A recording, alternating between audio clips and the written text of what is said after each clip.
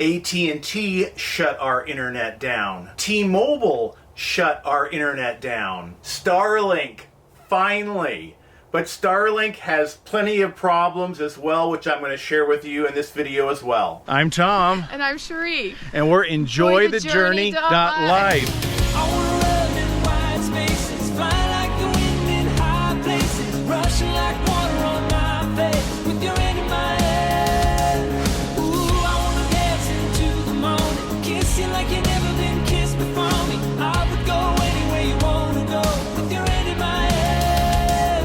This is the 4 biggest mistakes RVers make with internet. Are you making these mistakes? Internet and RVing. It's hard to find the right solution, and there's plenty of the wrong solutions out there to choose from. Then when you find a solution that works, all of a sudden something changes. I was traveling away from the RV and I got an email that said our AT&T internet service was going to go away in 2 days. That was it. By the time I got back to the RV, AT&T internet service was shut down, and that was my primary service. So if I was working a regular full-time job for a company, like online or something, that would have been a big problem. I joined FMCA, which is the Family Motor Coach Association. Yes, they allow RVers with trailers and fifth wheels now. They have something called the Tech Connect, and I signed up with that for $50 a month, and it had a T-Mobile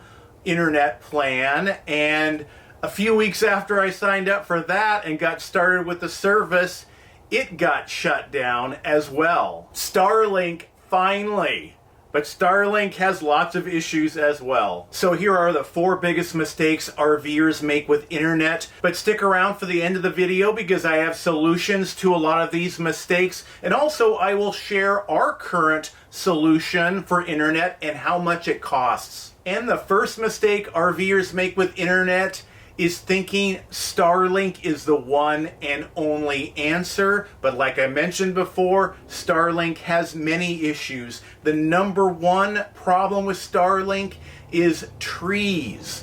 And there are lots of trees in RV parks and campgrounds. And we all love shade, and many, many campsites are shaded with beautiful trees, and you can be in an amazing spot like this one and have 0 Starlink availability for internet. Even in this camp spot, I've got one large tree on one part of the RV, then a fairly open sky, and it says I'm getting intermittent internet signal, and it would go out every 2 to 3 minutes, which is not a good thing. Starlink has also been slower than some of our other internet choices. Like during this time right here, look at this slow speed. And just like satellite TV, when there's a thunderstorm, bad weather, snow, although I don't RV in the snow, but if you do, these can all severely hamper your Starlink internet or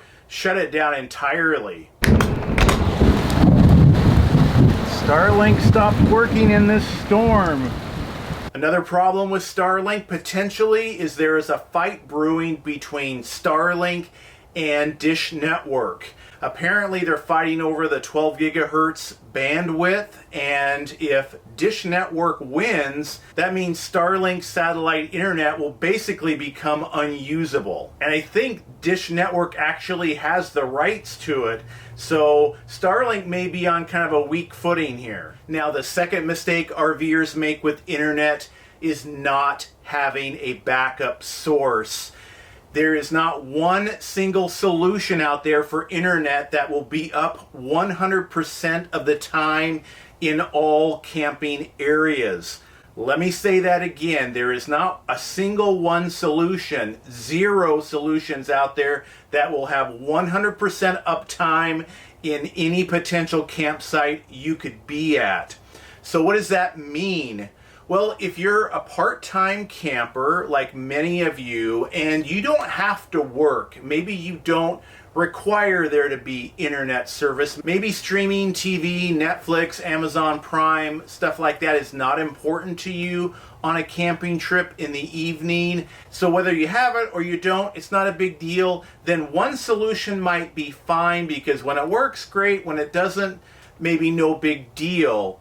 But like a lot of us full-timers or even part-time might be working from the road for a little bit, maybe a couple months out of the year, the new hybrid work style where you can kind of work from anywhere, and why not work in your RV? And if you need to clock in online during the weekdays or whatever your hours are, you can't rely on just one thing because of this. And that's part of the solution I'm going to share later on in the video. You need to have multiple layers of backup just in case. We were recently having a lot of thunderstorms, like for hours, and Starlink was in and out and it just was not reliable. We were uploading videos. So we just switched over to a backup source, a cellular data plan, and boom, up the entire time, no issues. So does that mean cellular internet plans are the way to go? Well, no. You could be too far away from the cellular antenna, or you might hit a congested time, like in the evening. In a lot of places, the cellular services go down because so many people are using them in the evening. Or like when we were out in the Bridger-Teton National Forest, our service was really good in the morning and good in the evening, but dropped to almost nothing in the middle of the day when all of the tourists were coming in to check out the Tetons. And the third mistake RVers make with internet is leasing a cellular data plan from a third-party seller. What do I mean by that?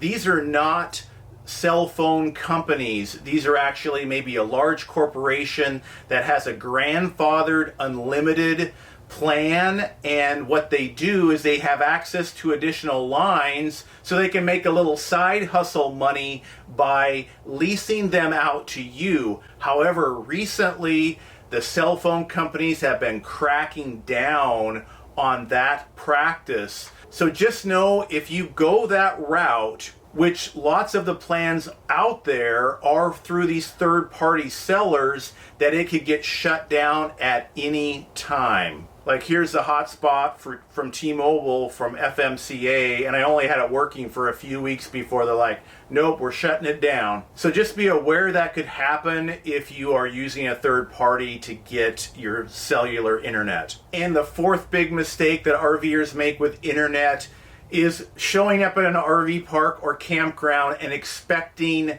the park Wi-Fi to be good enough. And this might be fine if you could take it or leave it. You know, internet is not that big a deal for you, or entertainment options in the evening, streaming, whatever. If it's not a big deal, don't worry about it. But most RV park internet is terrible. Terrible. It can only be a potential backup if your other sources are not working, for example. However, a few RV parks and campgrounds know users want high-speed internet, so they have been improving that. So some places it might not be too bad. The cost is another thing, because you could pay $30, $40, $50 a week for high-speed internet at an RV park or campground. Now, if you are going to get Starlink internet for your RV, make sure you do in fact get the RV Starlink version. It is more expensive, but that will allow you to connect anywhere that there are Starlink satellites, regardless of how busy or populated that area is. For example, we are in Florida right now, and in these populated areas, there is no way that we could connect if we did not have that version. That Starlink cell would be completely full. The RV upgraded version of Starlink guarantees you a connection even in these busy areas, but what it does is it deprioritizes you if it is a very busy thing. So we get some pretty slow speeds when it is in a busy area like this. For example, this was pretty slow, but most of the time it's good enough for our needs. And you can see from the screen, Starlink even notifies you that you have the RV version, so your speeds could be slower. Now also with the RV version of Starlink, you have the ability to pause your service and not pay the $135 a month, which is great if you are a part-time camper. Now the initial upfront fee for Starlink was $692. At least that's what they charged us. Now what is the solution for Starlink when there's lots of trees around? Well, if you're going to an RV park or campground, when you reserve your site, ask them for a site that doesn't have trees if you can, or if you show up and there's lots of trees in your site, you could go up to the campground or RV park office and say, is there another site that's available with no trees or less trees? Now, if you're boondocking, you can obviously pick a site that doesn't have tree cover. Of course, if it's in the summertime and it's hot, you might want that shade to try to keep a little bit cooler. Now, like I mentioned before, Starlink is great for boondocking because often you're in places that are fairly remote. There may not be a cell tower nearby.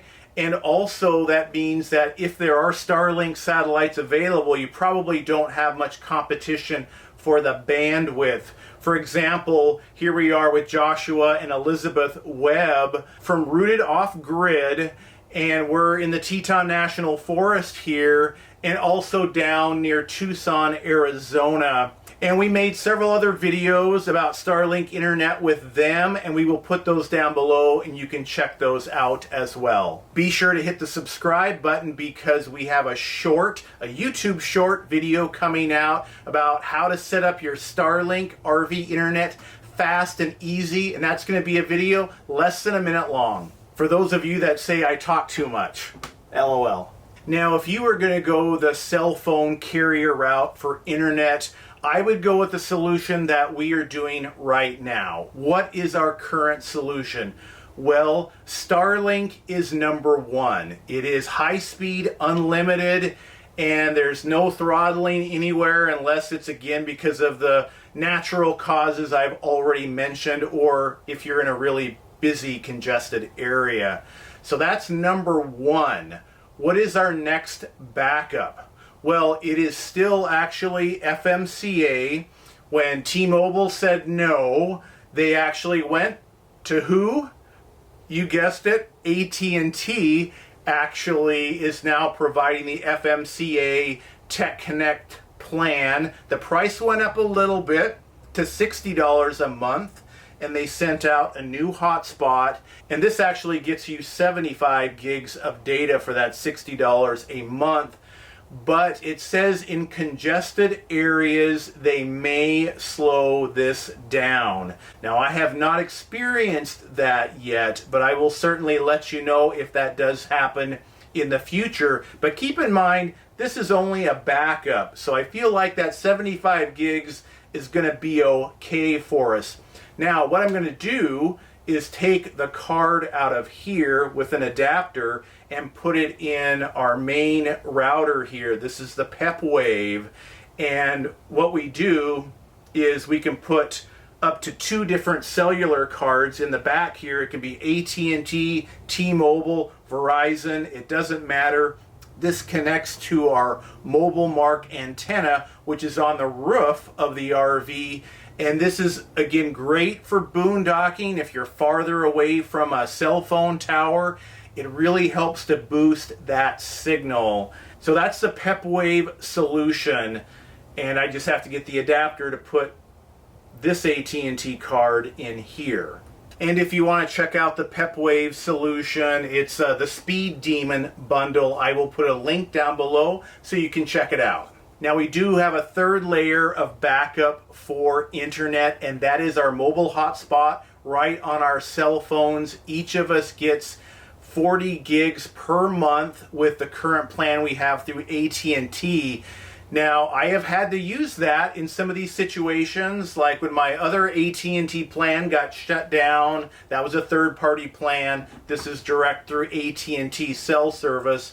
I've used this 40 gigs before, but when you hit that limit, it virtually stops. It will shut down. There isn't anything, if it's congested area or not, it just shuts down to virtually nothing. That is the solution that we have going on right now. You can see that we've invested somewhere around $200 a month besides our cell phones. We have multiple phones on my cell phone plan.